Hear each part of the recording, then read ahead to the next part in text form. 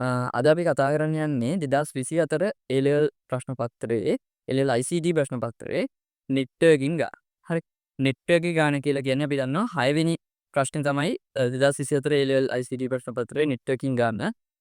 එතකොට ඒ ගානේ අපි කතා කරමු පළවෙනි කොටස ඉඳන් අපි ඒ අදාළ පාඩමේ කොටසත් එක්කම අපි කතා කරමු. එතකොට අපි යමු මුලින්ම 6 වෙනි ගානේ ඒ 6 වෙනි ගානේ ඒ කොටස කතා කරන්න. එතකොට 6 වෙනි ගානේ ඒ කොටසේ අපි කියන්නේ පළවෙනි ප්‍රශ්නය ඒගොල්ලෝ අහන්නේ ඍජු ලක්ෂ ස්ථලකයට. හරිද? ඍජු ලක්ෂ ස්ථලකයක් කියලා කියන්නේ අපි දන්නවා point to point connection එක. හරිද? එතකොට point to point connection එකකට අනුව අපිට කියනවා පරිගණකයක් හා මුද්‍රකයක්. පරිගණකයක් හා මුද්‍රකයක් ඇඹරි යුගල ඊතර්නෙට් කේබලයකින් සම්බන්ධ කළ යුතු ආකාරය දැක්වීමට දල සටහනක් අඳින්න කියලා. හරි. අපි එතකොට බලමු කොහොමද මොකද්ද මේ point to point connection එකක් කියන්නේ කියලා සහ මොකද්ද මේ end to end connection එකක් කියන්නේ කියලා. එතකොට මේ connection ආකාර දෙකක් තියෙනවා අපි කතා කරන point to point සහ end to end. අපි මුලින්ම බැලුවොත් point to point එකක් කියලා කියන්නේ මෙහිම PC එකකුයි තවත් PC එකකුයි මම අදින්න. මෙතනට අපිට ඕනෑම ජාලකරණ පාංග දෙකක් ගන්න පුළුවන්. ඍජුව සම්බන්ධ වෙනවා. ඍජුව සම්බන්ධ වෙනවා නම් ඍජුව කේබල් එකකින් වයර් එකකින් වගේ ඍජුව සම්බන්ධ වෙනවා නම් අපි ඒකට කියනවා point to point connection එකක් කියලා. point to point connection. point to point connection එකක් කියලා කියනවා. හරිද? එතකොට මොකද්ද මේ අනිත් ආකාරය තමයි අපි දන්නවා end to end. හරිද? අපි කතා කරන් තියෙනවා අපේ සිලබස් එකේ end to end connection ඊට සිය. ඒතකොට end to end connection එකේදී මොකද වෙන්නේ? end to end connection එකේදී ඔයා හිතන්න මෙහිම තියෙනවා මෙන්න මෙතන මෙහෙම ස්විච් එකක් තියෙනවා. හරිද? මේ ස්විච් එකට සම්බන්ධ වෙලා තියෙනවා. මෙතන එක PC එකක් සම්බන්ධ වෙලා තියෙනවා. හරිද? ස්විච් එකකුයි PC. මේ පැත්තෙත් මම අඳින්නම් එහෙම ස්විච් එකක් තියෙනවා. මෙතන තව PC එකක් සම්බන්ධ වෙලා තියෙනවා. හරි. ඒතර මේ තියෙන්නේ X. ඒතර මේ දෙන්නේ Y.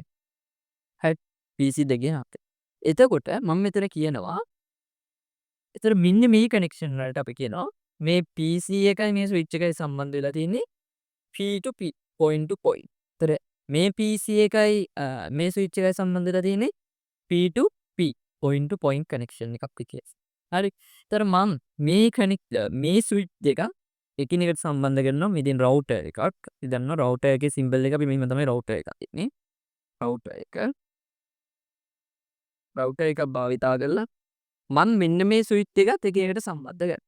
ඒතර මෙන්න මේ ස්විච් එකයි මෙන්න මේ රවුටර් එකයි අතර තියෙන්නේ point to point connection එක. ඇයි ඍජුව සම්බන්ධ වෙලා තියෙනවා. ආයි මෙන්න මේ රවුටර් එකයි අර ස්විච් එකයි අතර තියෙන්නේ ඍජු සම්බන්ධයක් අපි ඒකට කියනවා point to point connection එකක් කියලා. right? ඒතර මේ ඉඳලා තියෙන්නේ ස්විච්. හරි? මේ ඉඳලා තියෙන්නේ ස්විච්.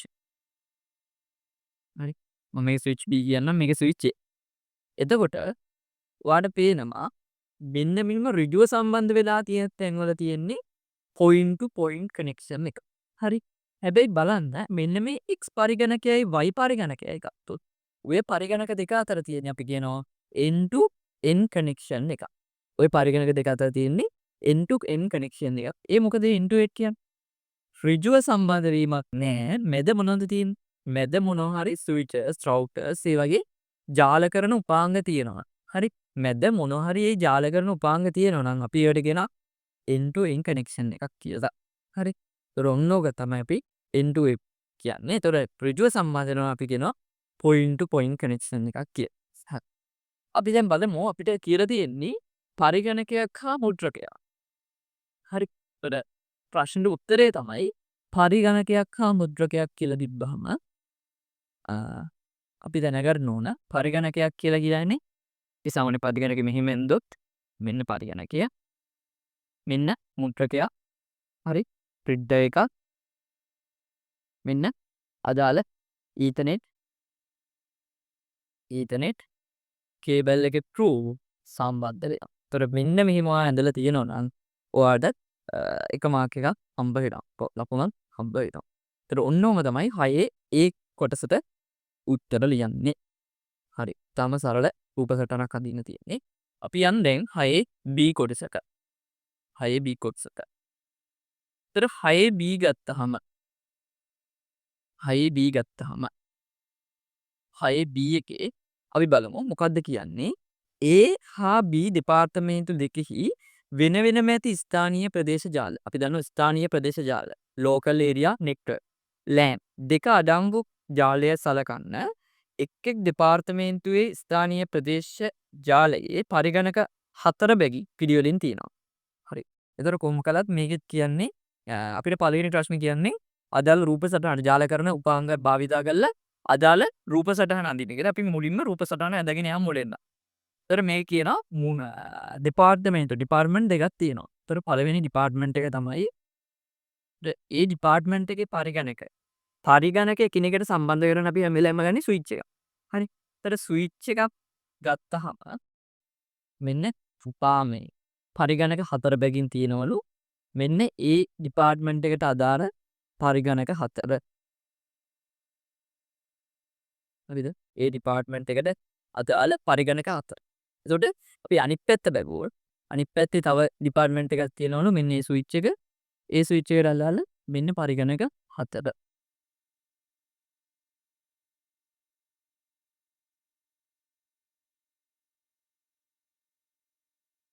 හරි.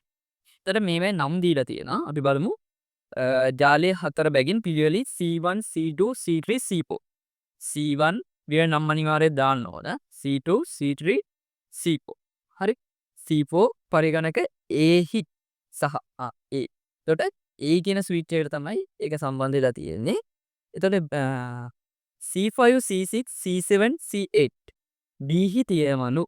එතකොට C5 C6 C7 C8 තියෙන්නේ B වල.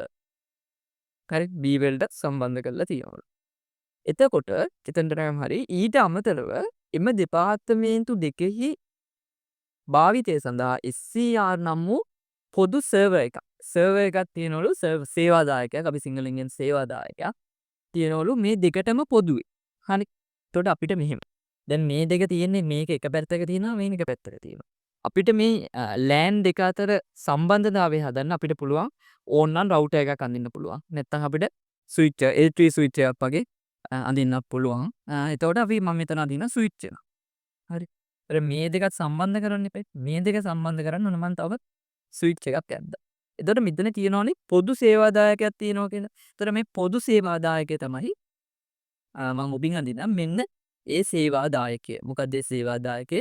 පොදු සේවාදායකය. අපි ඒක නමක් දීලා තියෙනවා SCR. එතකොට ඒක නම් කරන SCR කියලා. එතකොට මේක මේ ජාලයට විතරකුත් නෙමෙයි ඇති මේකට විතරකුත් නෙමෙයි ඇති මේ දෙකට පොදුවේ දිනන් තමයි මම මේ මැද තියෙන ස්විච් එකටද හරි ඊළඟට එම ජාලයේ රූප සටහන අඳින්න දැන් තමයි එතකොට එම ජාලයේ රූප පළවෙනි ප්‍රශ්නයකේ එම ජාලයේ රූප සටහන අඳින්න ස්ථානීය ප්‍රදේශ ජාල දෙක ස්ථාපනය කිරීමට සහ සමස්ත ජාලයම තව කැලලක් තියෙනවා. ඔන්න ස්ථානීය ප්‍රදේශ ජාල දෙක අපි ස්ථාපනය කළා. ඊළඟට මොකද කරන්න ඕන අපි?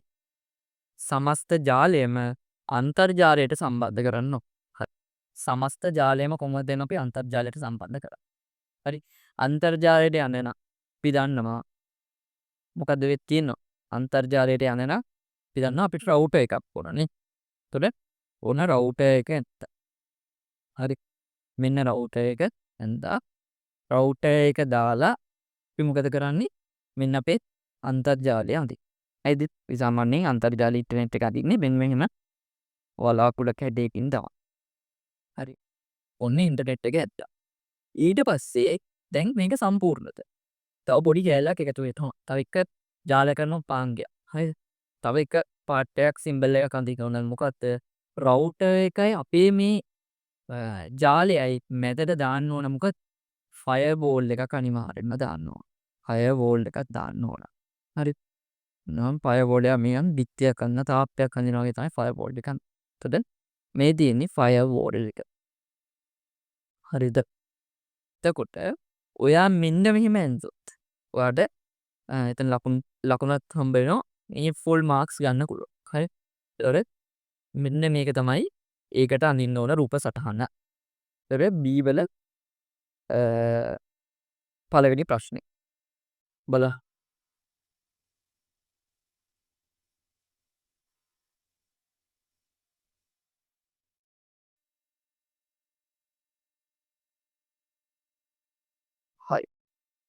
අපි යමු ඒකේ දෙවෙනි ප්‍රශ්නය අහනවා එම උපාංග ඒවාට අදාළ ස්ථාන තැන්වල ස්ථානගත කිරීමට හේතු දක්වන්න කියලා. එතකොට ඇයි ඒ උපාංග ඒ තැන්වල තියෙන්නේ කියලා හේතුව අහනවා. හරි. අපි බලමු මුලින්ම මෙන්න මේ A කියන ස්විච් එක ගත්තොත්. එතකොට මෙන්න මේ A කියන ස්විච් එක ගත්තොත් ඇයි මේ A ස්විච් එක මෙතන මේ ස්ථානගත කරලා තියෙන්නේ? ඇයි මේ කම්පියුටර් ටිකක් එකට එකතු කරලා ඒකට ඒ ස්විච් එකට කම්පියුටර්ස් ටික ගහලා තියෙන්නේ සම්බන්ධ කරලා තියෙන්නේ. ඇයි? අපි දන්නවා ස්විච් එකක් ගන්න මොකක් කරන්නද? PC ටිකක් හරි මොනවා හරි ජාලයක් නිර්මාණය කරන තමයි අපිට ස්විච් එකක් ඕන. ඒක හන්ද තමයි මේ C1 C2 C3 C4 කියන කම්පියුටර්ස් ටික එකට එකතු කරලා අපි ලෝකල් ඒරියා නෙට්වර්ක් ටිකක් හදන්න ජාලයක් නිර්මාණය කරන් තමයි මොකටද? අපි මේ A කියන ස්විච් එක. ඒතර B කියන ස්විච් එක ගන්නෙත් ඒකටයි. ඇයි ඒ ජාලයක් නිර්මාණය කරන්න C5 C6 C7 C8 කියන PCs ටික එකට එකතු කරලා මොකද කරන්නේ? ජාලය නිර්මාණය කරන් තමයි. එතකොට අපිට මෙන්න මේ B කියන ස්විච් එකක් ඕන. එතකොට අපි ලිව්වන හරි මොකද? ඒ කියන්නේ C1 C2 මෙතන පරිගණක අතර සම්බන්ධතාවය හදන්නේ කොහොමද? පරිගණක එකිනෙකට කනෙක්ට් කරන්නේ මෙන්න මේ ස්විච් දෙක හරහා. එතකොට A ස්විච් එකයි B ස්විච් එකයි හරහා තමයි පරිගණක එකිනෙකට ඒ ජාලයේ තියෙන පරිගණක ටික එකිනෙකට කනෙක්ට් කරන්නේ A B කියන ස්විචර්ස් හරහා. හරි. එතකොට ඒක තමයි ඒකේ ස්ථානගත කිරීමට හේතුව. ඊළඟට මේ මැද තියෙන පොදු ස්විච් එක. ඒ කියන්නේ මේ ජාල දෙක එකතු කරන්න තමයි මොකටද? අපි මෙන්න මේ ස්විච් එක. මෙතන රවුටර් එක දැම්මත් වැරද්දක් නැහැ. මේ ස්විච් එකක් දැම්මත් අවුලක් නැහැ. එතකොට මැද තියෙන ස්විච් එක ගන්නේ මොකද්ද? ජාල දෙකක් එකිනෙකට සම්බන්ධ කරන්න. දැන් මේවා ගත්තේ පරිගණක එකිනෙකට සම්බන්ධ කරන්න. ඒතර මේ මැද තියෙන ස්විච් එක ගන්නේ මේ හදාගත්ත ජාල දෙක දෙපැත්තනේ තියෙන්නේ. ඒ දෙක එකිනෙකට සම්බන්ධ කරන්න තමයි මෙන්න මේ මැද තියෙන ස්විච් එක අපි ගන්නෙ. හරි. එතකොට ඇයි මේ සේවාදායකය අපි යන් එතන මැද තියෙන ස්විච් එක වට තේරුණා. මේක ගන්නේ ඇයි මේ මැද ගහන්නේ? මැද ගහන්නේ මේ ජාල දෙක එකිනෙකට කනෙක්ට් කරන්න ඕන හන්ද තමයි. ඒ දෙකට මැදින් ගහ. හරි. ඒ දෙකත් එක්ක එකිනෙකට සම්බන්ධ කරලා තියෙන එක. මේ ජාල දෙක තමයි අපිට කනෙක්ට් කරගන්න ඕන. ඊළඟට බලන්න මේ SCR කියන සර්වර් එක. ඇයි මේ සර්වර් එක අපි මෙතනට සම්බන්ධ කරා? SCR කියන සර්වර් එක අපි බැරි වෙලා හරි මේ A කියන ස්විච් එකට ගැහුවොත් Aට විතරයි යූස් කරන්න පුළුවන් නේ. B ගැහුවොත් Bට විතරයි. ඒක නන්ද තමයි අපි මොකද කරන්නේ? මෙන්න මේ SCR කියන සර්වර් එක අපි ගන්නවා මෙන්න මේ මැද තියෙන ස්විච් එකට. එතකොට මේ ස්විච් එක හරහා මොකද වෙන්නේ? අපි මේකේ ගානේ කියලා තියෙනවා පොදු සේවාදායකයා. හරි? පොදු සේවාදායකයා කියලා තියෙනවා. ඒක හන්දා මොකද වෙන්නේ? පොදු සේවාදායකයක් හන්දා දෙකටම පාවිච්චි කරන්න පුළුවන් වෙනවා. දෙකටම පාවිච්චි කරන්න පුළුවන් නම් තමයි මේ මැද තියෙන ස්විච් එකට අපි සම්බන්ධ කරලා දෙන්නේ. ඊළඟට අපි කතා කරොත් ෆයර්වෝල් එක. ඒ ෆයර්වෝල් එක අපේ ජාලයයි මේ අන්තර්ජාලයයි. ඒ කියන්නේ පිටතයි. අපේ ජාලයයි පිටතයි අතර. ඒ කියන්නේ අපේ ජාලයේ ආරක්ෂාවට තමයි මොකද්ද කරන්නේ? මෙන්න මේ ෆයර්වෝල් එකක් අපි මෙතන ස්ථාපනය කරලා තියෙන්නේ. බාහිර ජාලෙන් බාහිරින් මොකක් හරි අනතුරු වලින් අපේ ජාලය ආරක්ෂා කරගන්න තමයි අපි මෙතන ෆයර්වෝල් එකක් අපි මෙතන ස්ථාපනය කරා. ඊළඟට රවුටර් එකක් ඇයි ඕන? රවුටර් එක ඕන අපිට අන්තර්ජාලයට කනෙක්ටඩ්. හරි. අන්තර්ජාලයට කනෙක්ට් වෙන්න තමයි අපිට රවුටර් එකක් ඕන. හරි. එතකොට ඔන්න ඔය දේවල් ටික අපි වෙන වෙනම ලිව්වනම් මේකේ මේක ලකුණක් හම්බ වෙනවා. ඔයාලට ඒ ලකුණ ගන්න පුළුවන්. හරිද? එතකොට ඔන්න ඔය දේවල් ටික තමයි ලියවෙන්න ඕන. හරි. ඊළඟට අපි යන් B එකේම තුන්වෙනි ප්‍රශ්නෙට. තුනේ අහනවා C1 සිට C6 තෙක්. C1 කොහෙද තියෙන්නේ? C1 තියෙන්නේ මෙන්න මේ ලෑන් එකේ. C6 තියෙන්නේ මෙන්න මේ ලෑන් එකේ. එතකොට ලෝකල් ඒරියා එකිනෙකට වෙනස් ජාල දෙකක් නේ. එකිනෙකට වෙනස් ජාල දෙකක් අතර අපි දත්ත පැකට් එකක් නේ. දත්ත ඒකකයක්. දත්ත ඩේටා යුනිට් එකක් අපිට යවන්න තියෙනවලු. එතකොට මේ ඩේටා යුනිට් එක යන විදිය කඩේරි මාර්ගයෙන් මේ රූප සටහනින්. ඔව් ඉහත ජාල රූපෙම. ඔයා ආයෙ අලුතෙන් අඳින්න ඕනේ නැහැ ජාල රූපයක්. උඩ මේ ඇඳපු එකේම තමයි ඔයාට පෙන්වන්න ඕනේ මොකෙන්ද මොකටද C1 ඉඳන් C6ට. එතකොට බලමු. මෙන්න C1 එක මෙන්න මෙහෙම මේ ස්විච් එකට එනවා. මේ ස්විච් එකෙන් යනවා මෙන්න මේ මැද තියෙන ස්විච් එකට. ඒ මැද තියෙන ස්විච් එකෙන් යනවා මෙන්න මේ B කියන ස්විච් එකට. B කියන ස්විච් එකෙන් යනවා කෙලින්ම මෙන්න මේ C6 කියන පතිකනකට. එතකොට ඔන්නකොම ඔයා කඩේලි භාවිතයෙන් ඕක ඇන්දතන් ඔයාට කරන ලකුණ හම්බ වෙනවා. හරි. එතකොට මම ඔය දැන් කතා කරේ 6 ඒ කියන්නේ අපි නෙට්වර්කින් ගානේ දෙවෙනි කොටසේ සම්පූර්ණයෙන්ම කතා කරලා ඉවරයි. හරි. අපි එහෙනම් යමු C part C එකට. C එකේ අපි බලමු මොකද්ද කතා කරන් තියෙන්නේ කියලා. IP address තමයි networking වල IP address කැලලක් තමයි C එකේදී. අපි බලමු මොකද්ද IP address වල අහන්නේ එක.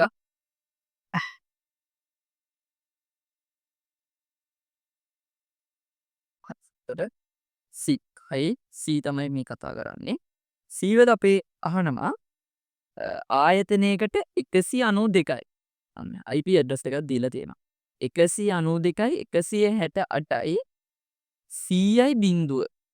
192යි 168යි 191යි 192යි 168යි 100යි බිංදුව ස්ලෑෂ් ඔයාලට මේ 24යි 24යි කියලා දීලා තියෙනවා. IP address එක යොමු කාණ්ඩය ලබා දී ඇත. මෙම යොමු කාණ්ඩයෙන් S1 S2 S3 S4 S5 S6 ලෙසින් උපජාලා සබ්නෙට් 6ක් හදනවලු. හරි. සබ්නෙට් 6ක් හදනවලු. ඒ එක් උපජාලයට IP යොමු අවම වශයෙන් එක උපජාලයකට යනවලු IP addresses උපජාලයකට IP යොමු අවම වශයෙන් 25ක් භාවිතා කළ හැකි ලෙසින් සෑදීමට. හරිද? කියන්නේ භාවිතා කරනවලු 25. හරිද? පාවිච්චිට ගන්නවලු 25. සෑදීමට ආයතනයට අවශ්‍ය වේ උපකල්පනය කරන්නලු. හරි. එතකොට අපි මුලින්ම දැනගන්න ඕන IP address ගැන කතා කරනකොට මුලින්ම IP address ගත්තාම classes තියෙනවා. IP classes තියෙනවා. ඔයගොල්ලෝ දන්නවා IP classes ගත්තාම මම එතන පොඩ්ඩක් අඳින්නම් A B C D E කියලා අපි කතා කරනවා class පහක් ගැන A B C D. එතකොට පළවෙනි ක්ලාස් එක ගත්තාම 1යි 0යි 0යි 0ේ ඉඳන් හරි 1යි 0යි 0යි 0ේ ඉඳන් 126යි 255යි 255යි 255 වෙනකන් තියෙනවා. හරි. එතකොට B එක ගත්තාම ආයි 126යි B එක පටන් ගන්න 127න් නෙමෙයි 128. එයි අපි අරගෙන කියනවා loop back range එක කියලා. 127 කියලා අපි පොඩ්ඩක් අයින් කරමු. හරි. එතකොට 0යි 0යි 0 ඉඳන් ඊළඟට යනවා 191යි 191යි 255යි 255යි 255 191යි 255යි 255යි 255 වෙනකන්. හරි. ඊළඟට 100 එක පටන් ගන්න 192 ඉඳන් 0යි 0යි 0 ඉඳන් 223 255යි 255යි 255යි අයන්. හරි. AC D එක 223න් පස්සේ 224යි 0යි 0යි 0 ඉඳන් 200 කියනනම් 239 වෙනකන් යනවා. 239 වෙනකන් යනවා 255යි 255යි 255. හරි. ඊළඟ එක 240 ඉඳන් හරි 140 ඉඳන් 254යි 255යි 255යි 255 වෙනකම් යනවා. හරි. එතකොට ඔන්න ඔහොම තමයි IP range එක තියෙන්නේ අදාළ ක්ලාස් එකේ. හරි. එතකොට ඔයා දැනගන්න ඕන අනිත් part එක. හරි. අනිත් part එක තමයි දැන් මේක හරි. මේවා networking වලට කොච්චර යනවද සහ host එකට. අපි දන්නවා අපි IP address එකක් ගත්තාම හැම IP address එකම ප්‍රධාන වශයෙන් කෑලි දෙකකට බෙදෙනවා. network එකටයි host එකටයි කියලා කෑලි දෙකකට බෙදෙනවා. හරි. එතකොට බලමු මේ A ගත්තොත්. හරි. A ගත්තොත් network එකට කීයක් යනවද? A ගත්තොත් network එකට A network එකට 8ක් යනවා. host එකට යනවා 24ක් යනවා.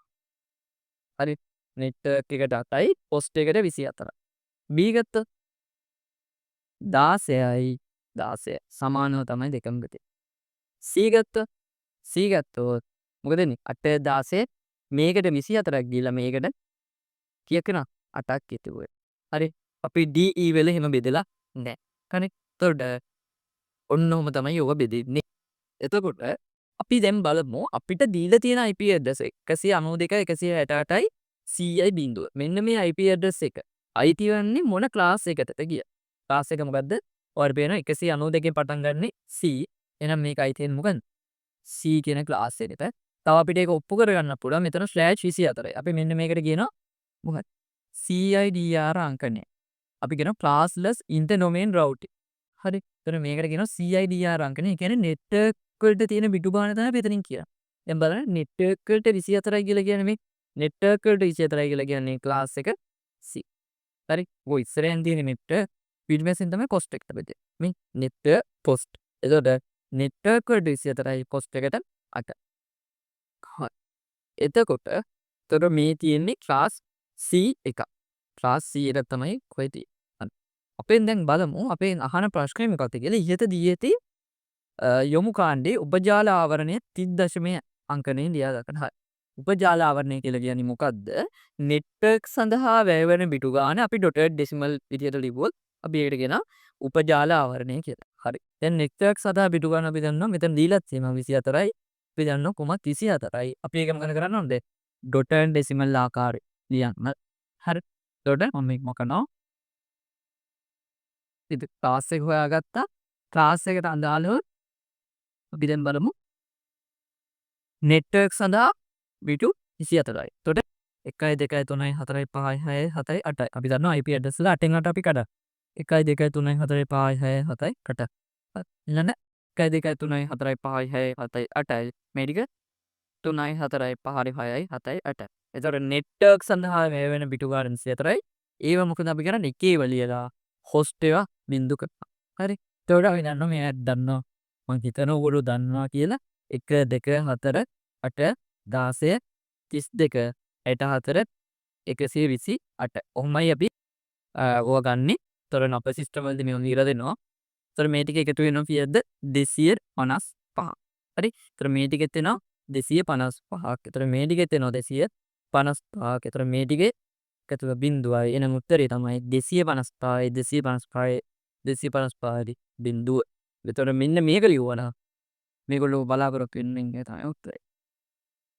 හරි. එතකොට C වල පළවෙනි කාට් එකට අහන උපජාලාවනේ අපි ඉංග්‍රීසියෙන් කියනවා සබ්නෙට් මාස්ක් එක කියලා. ඒතර මේගොල්ලෝ බලාපොරොත්තු වෙන සබ්නෙට් මාස්ක් එක තමයි මේ 255 255 255 බිඳුව. හරි.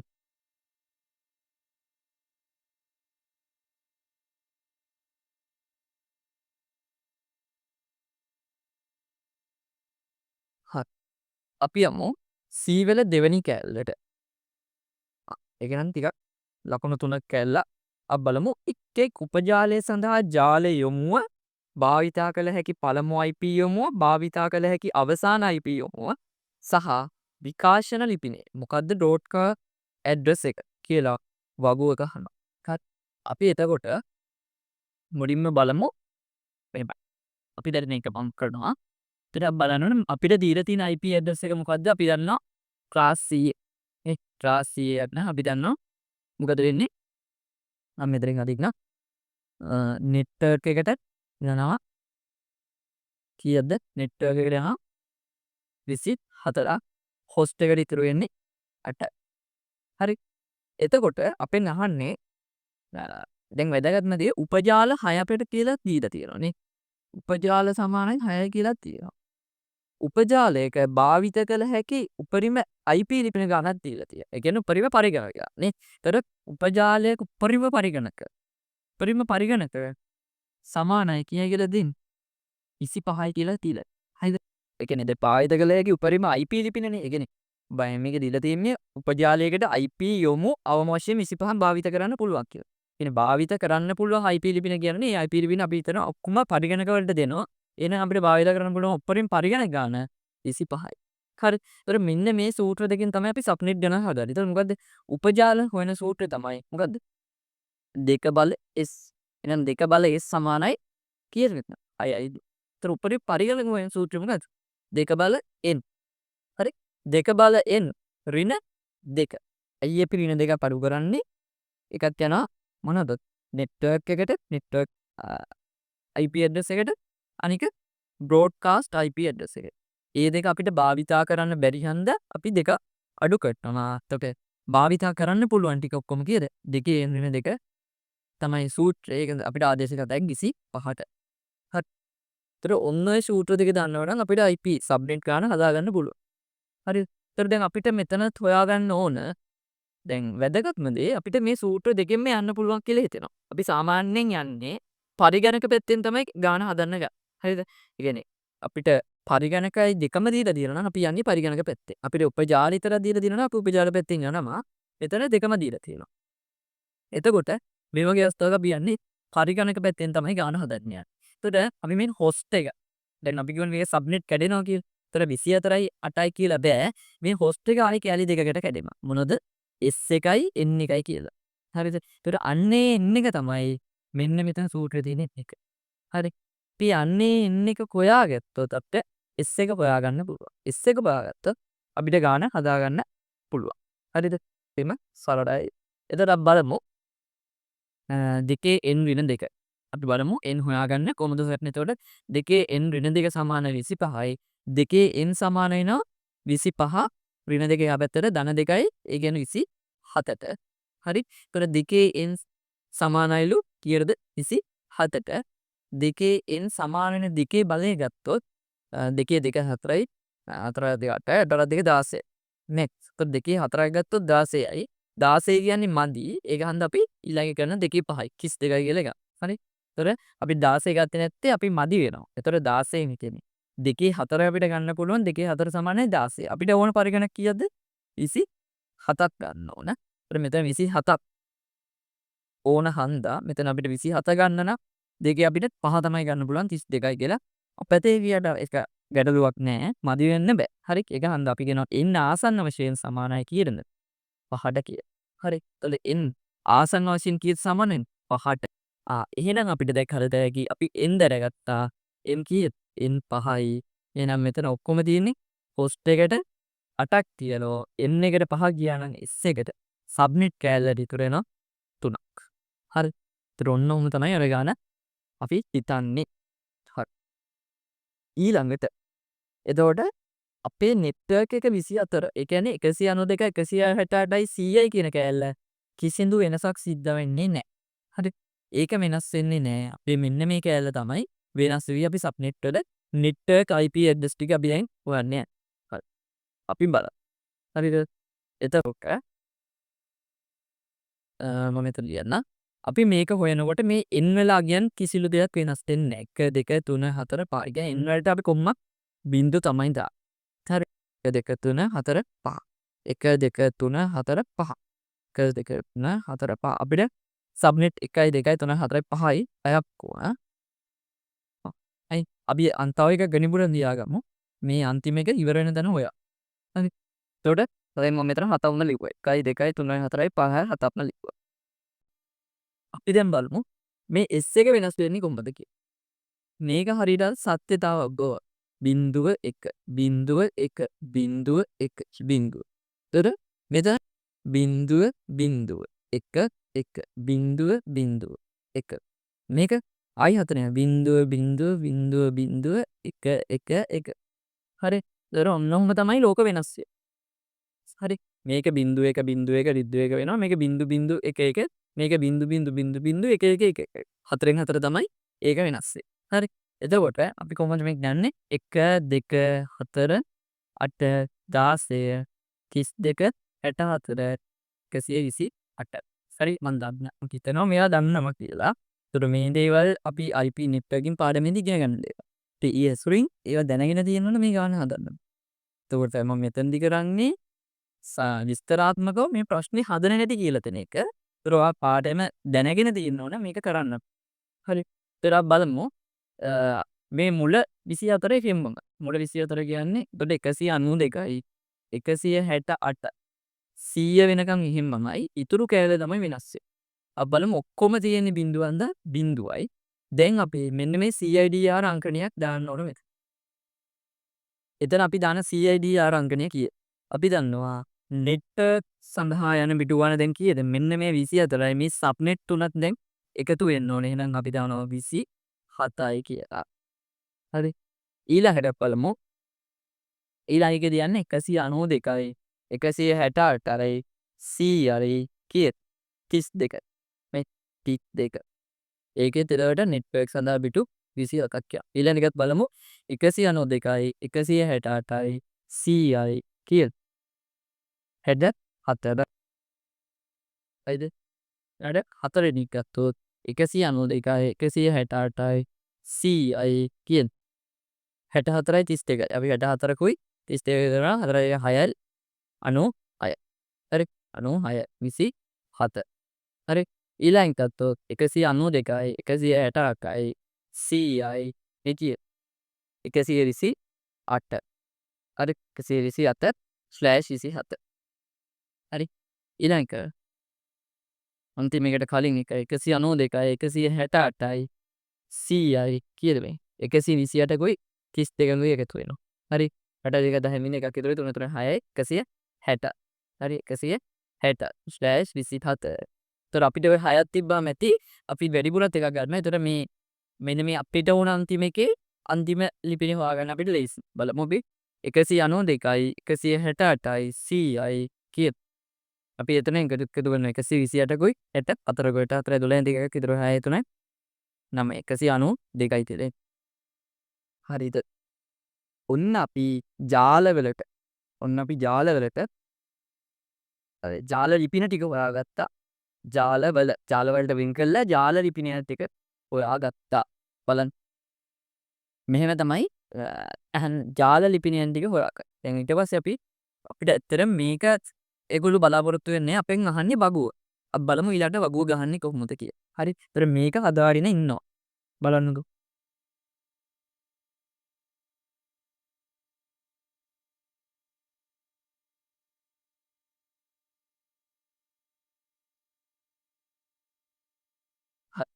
දැන් අපි අපේ වගුව ගහමු.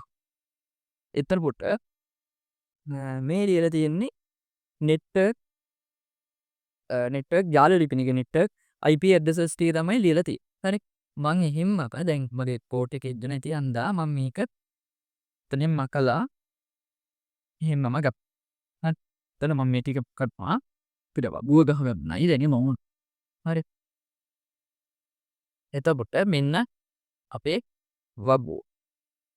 හරි. තර වගුවේ හොඳට බලන්න. ඔයාලට මේ ටික පැහැදිලිව පේනවා. මේ තියෙන්නේ නෙට්වර්ක් IP ඇඩ්‍රස් ටික. හරි.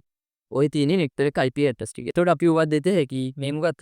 මේක S1 මේක S2.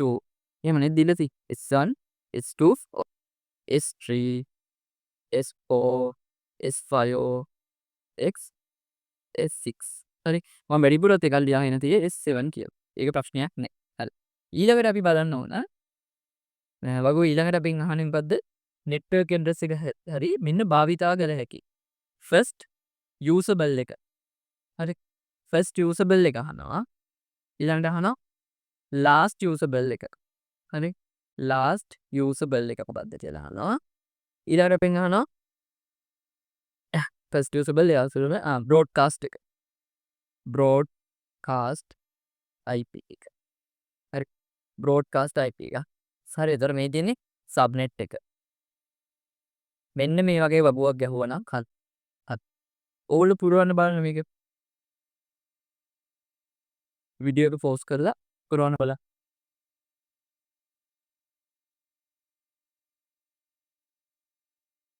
හරි. මම මේක දැන් පුරවන්නම්. එතකොට ෆස්ට් යූසබල් එකට එන්නේ මේ තියෙන්නේ පළවෙනි එක. අපේ ජාලේ පළවෙනි එක තමයි මේක. ඒත් අපිට මේක පාවිච්චි කරන්න බෑ. පාවිච්චි කරන්න බැරි වෙනදා පාවිච්චි කරන්න පුළුවන් පළවෙනි එක මොකද්ද? 192යි 168යි 100යි එක තමයි අපිට පාවිච්චි කරන්න පුළුවන් පළවෙනි එක. හරි. එතකොට බ්‍රෝඩ්කාස්ට් IP එක කියලා කියන්නේ අපි දන්නවා ලාස්ට් IP ඇඩ්‍රස් එක තමයි ජාලයක තියෙන උපජාලයක උපජාලයක තියෙන අන්තිම IP ඇඩ්‍රස් එක තමයි බ්‍රෝඩ්කාස්ට්. හරි. නෙට්වර්ක් එක කියලා කියන්නේ පළවෙනි එක.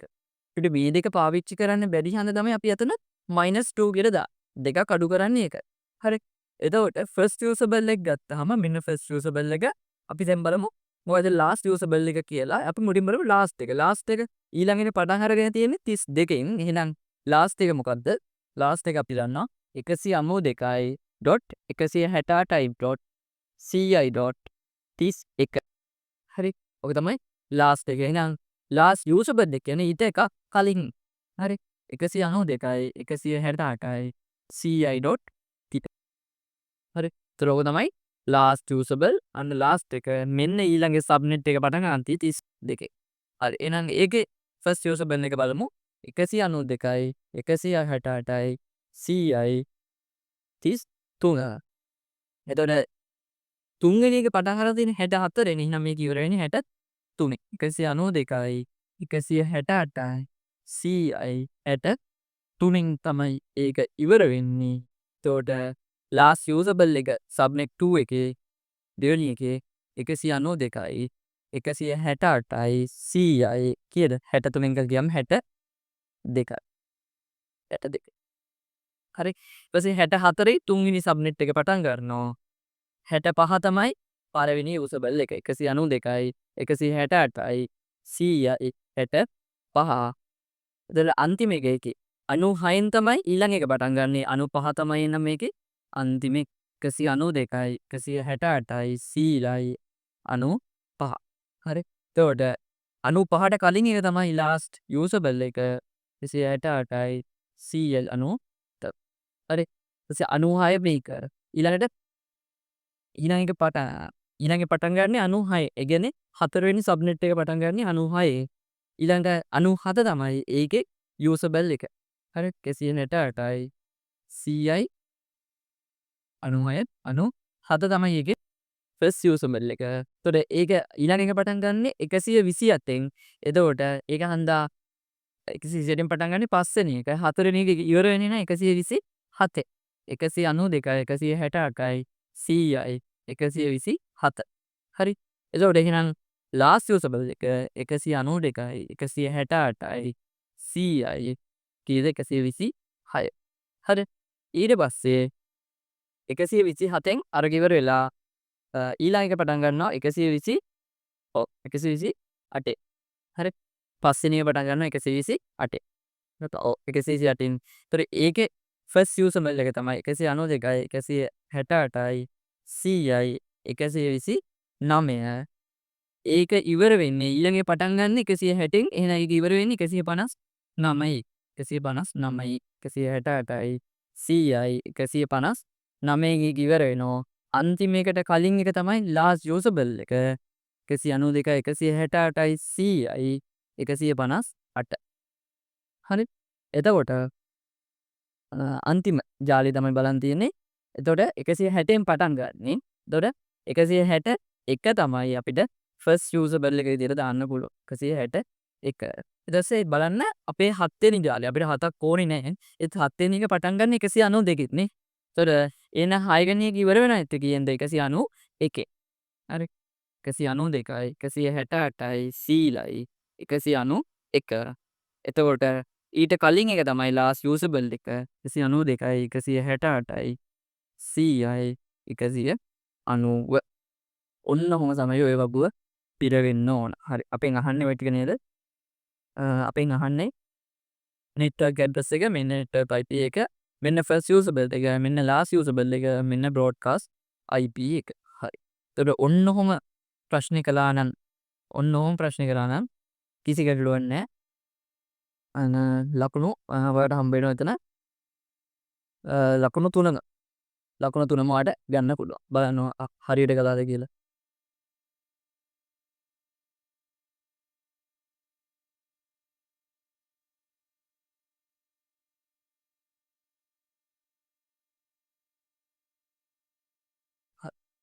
ඔන්න ඔය ප්‍රශ්නෙන් අපේ 6 වෙනි ප්‍රශ්නේ C කොටස අවසන් වෙනවා.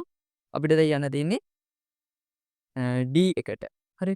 D එක ගත්තාම අපි යම් ආයෙත් ප්‍රශ්න D කැටට. D එක ගත්තාම කතා කරන්න තියෙන්නේ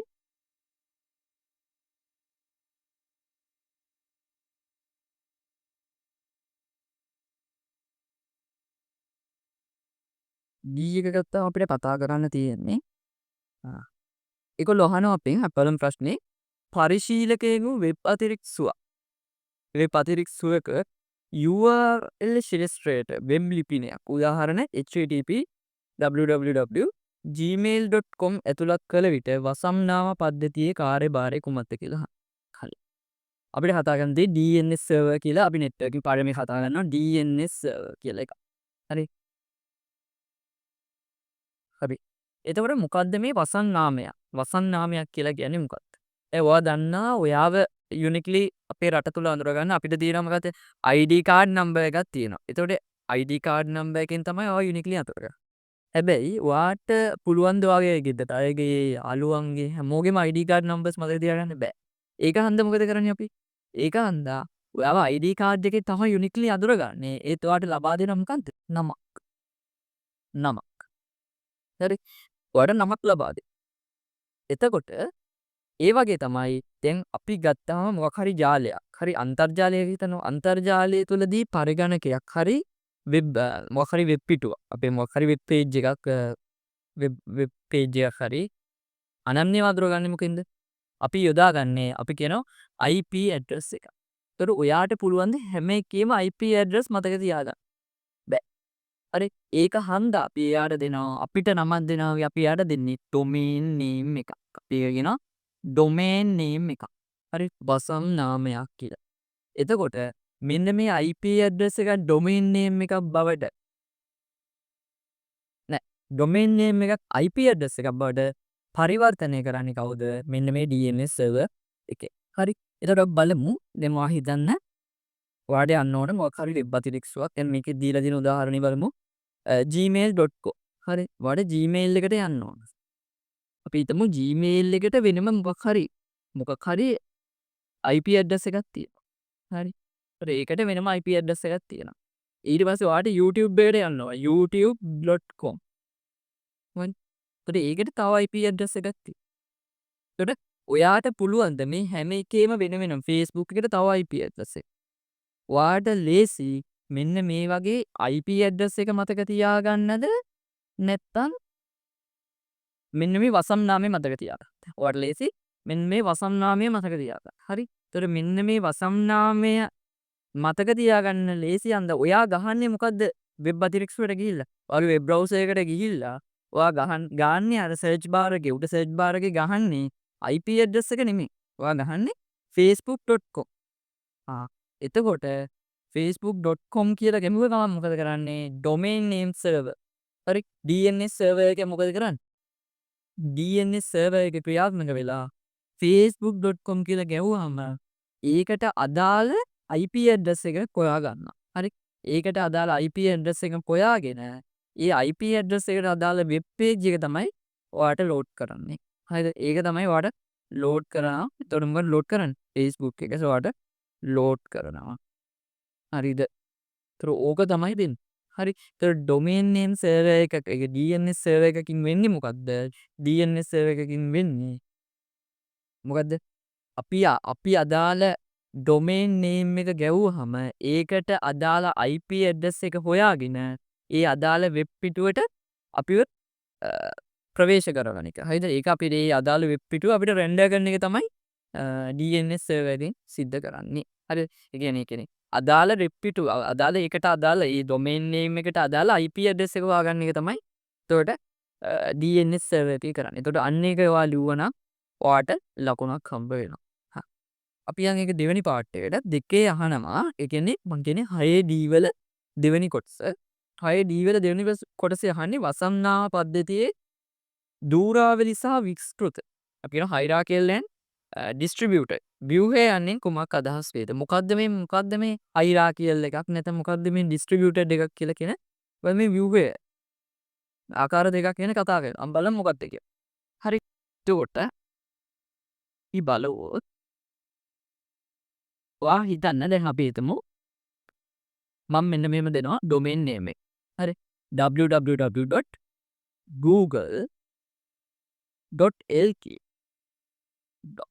හරි. ඒතර පළවෙනිට අපි බලමු දූරාවලි ව්‍යුහය ගැන. දැන් ওই දූරාවලි ව්‍යුහය ගත්තාම ඒ කියන්නේ නිකන් දූරාවලිය. ඒ කියන්නේ නිකන් ගසක් වගේ තමයි තින්නේ. ගහ අනිත් පැත්ත හරවලා.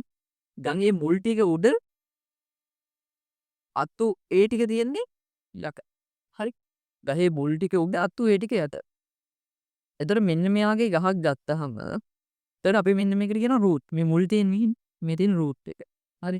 එතකොට මේ වසම් නාමය. හරිද? කියන්නේ අපි හිතමු මේ ඩොමේන් නෙම් එකේ මෙන්න මේ .lk ට පස්සේ තියෙන ඩොට් එක තමයි අපි කියන්නේ මොකක් කියලාද? අපි ඒකට කියනවා root එක කියලා. හරි.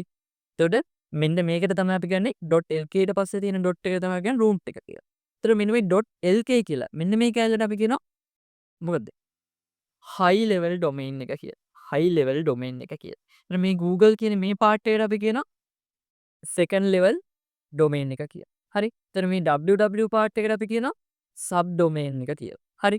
එතකොට ඔන්න ඔහොම ඇයි අහනවා මෙන්න මේ වගේ view එකක් තියෙන. හරි.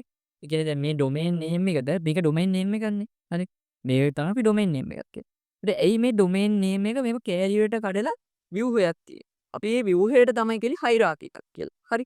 දූරාවරියක් කියලා. ඒතර මෙන්න මේ වගේ. ඒතර උඩම තමයි root එක මේ පල්ලෙහාට යන්නේ යන තමයි මොනවද තියෙන්නේ. top level domain එක, top level එක, ඊට පස්සේ second level එක, හරි. second level domain එක, ඊට පස්සේ sub domain එක, හරි.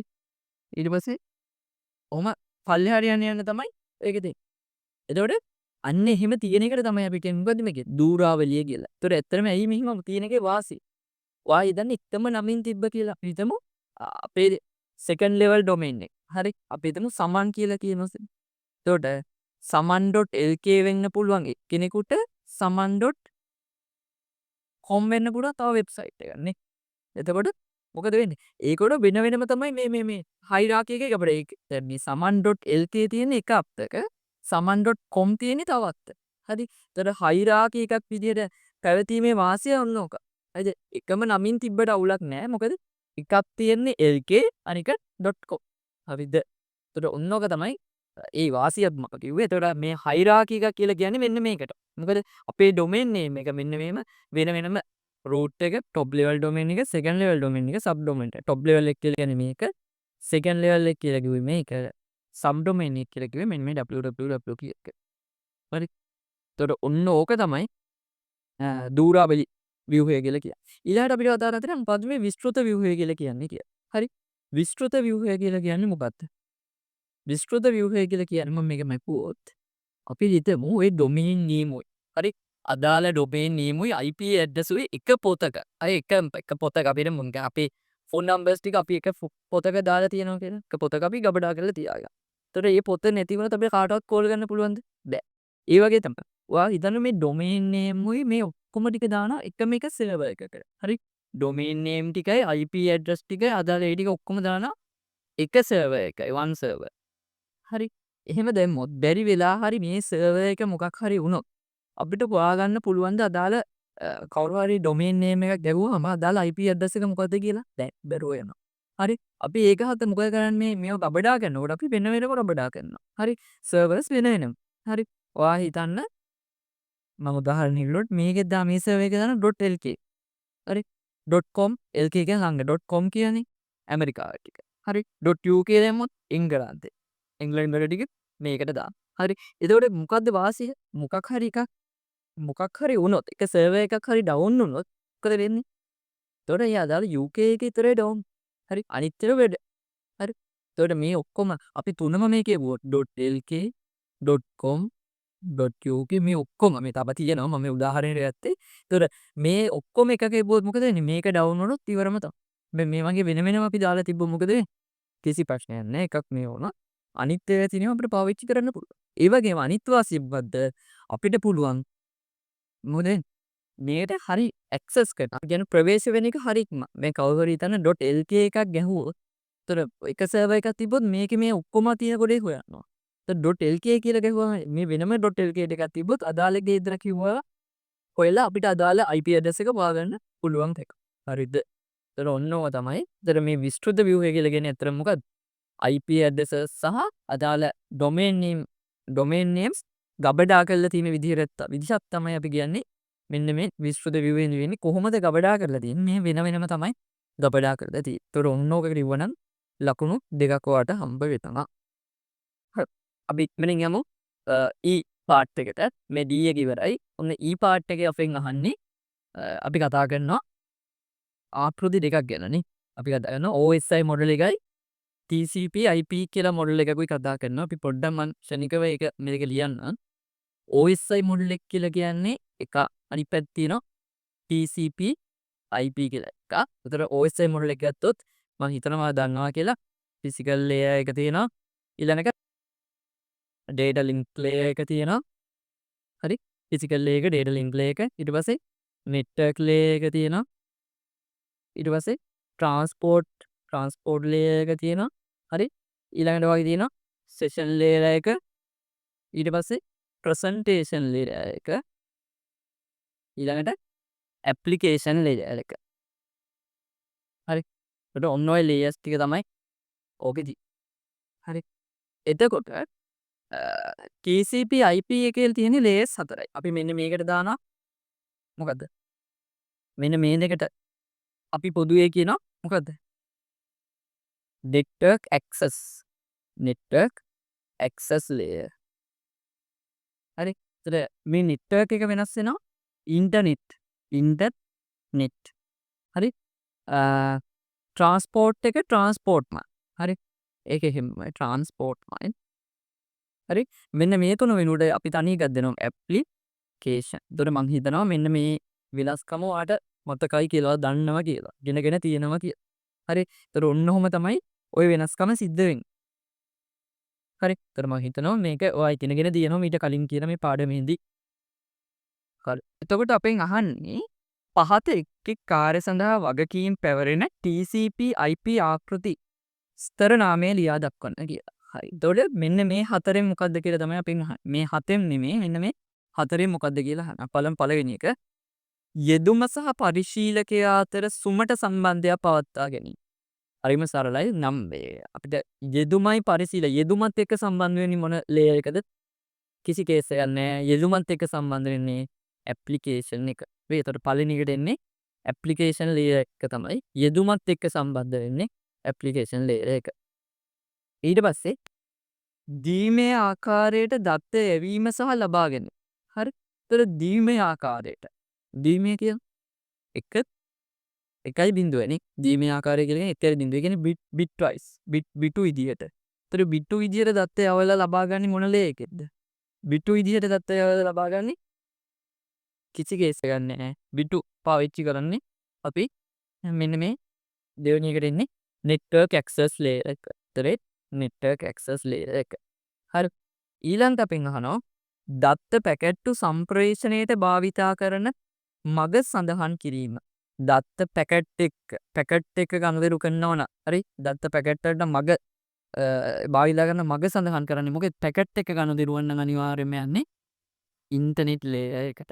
හරි. දත්ත පැකට් වලට බෙදීම දත්ත පැකට් වලට බෙදන්නේ මොන ලේයර් එකේද? ඉන්ටර්නෙට් ලේයර් එකේම තමයි. හරි. දත්ත පැකට් වලට බෙදන්නේ මොන ලේයර් එකේද? ඉන්ටර්නෙට් ලේයර් එකේම තමයි.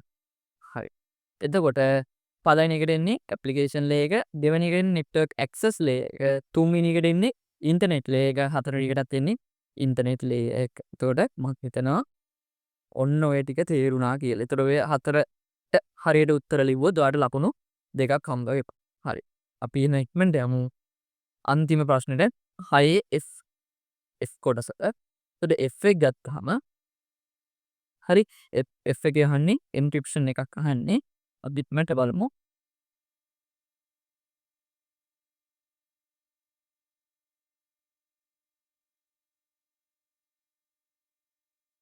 එන්ක්‍රිප්ෂන් එකේදී අපේ පළවෙනි ප්‍රශ්නය අහනවා අපුණින් කියලා දෙමු. රහසිගතව ADD පණිවිඩය නිමල් වෙත යැවීමට කමල්ට අවශ්‍ය වේ. කවුද යවන්නේ?